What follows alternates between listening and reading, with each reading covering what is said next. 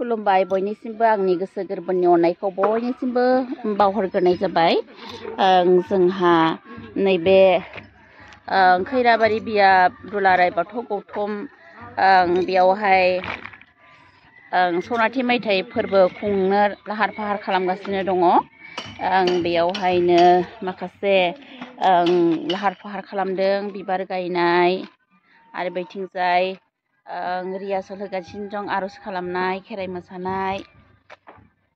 आंनि भिउवार्सफोर, नोंथांमोना बे सनाथि मायथाइ खुंथायाव बयबो लैहोर लैहोर फैगोनखौ आं आसा खालामबाय।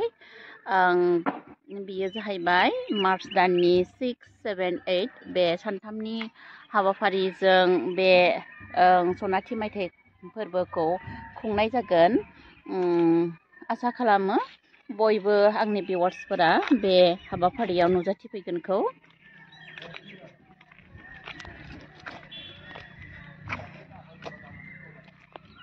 माने जोंहा सावार थागोन, मानसिफोरा मेलाव फैनानैहाय गावबा गाव सेल्फि लानो हागोन, मोखां मोजांफोरा माने मोजांसिन नुगोन बेखाय।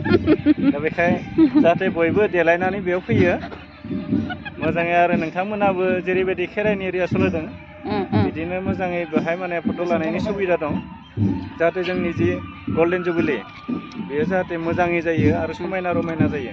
जोंनि साजायनायजों लोगोसे मानसिफोराबो साफा सुफा धोरोम मोनसे बिथिंखौ नायनानै जाहाथे साखोन सिखोन साफा सुफायै देलाय मालाय फैयो, बेखौनो आङो खावलायबाय। आरो खेराइ मोसानायफोराबो जाहाथे गुबुननिफोरा फैनानै मोजाङै नुलाङो आरो मोसानायखौ जाहाथे मोजाङै गोसो होनो।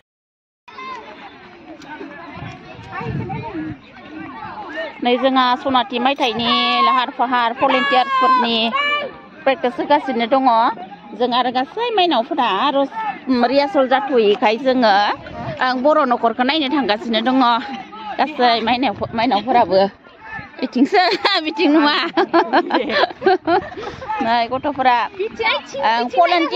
भलन्टियार्स र'दै बिमाफोरनि मोखांखौ लानो।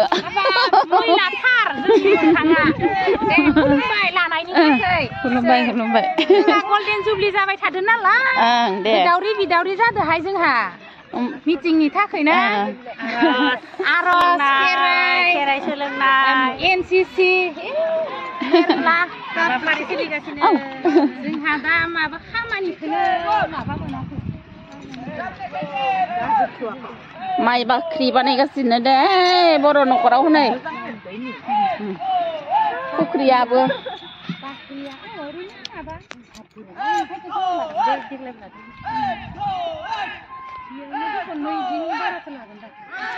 बाख्रि बानायबाय थादों ना?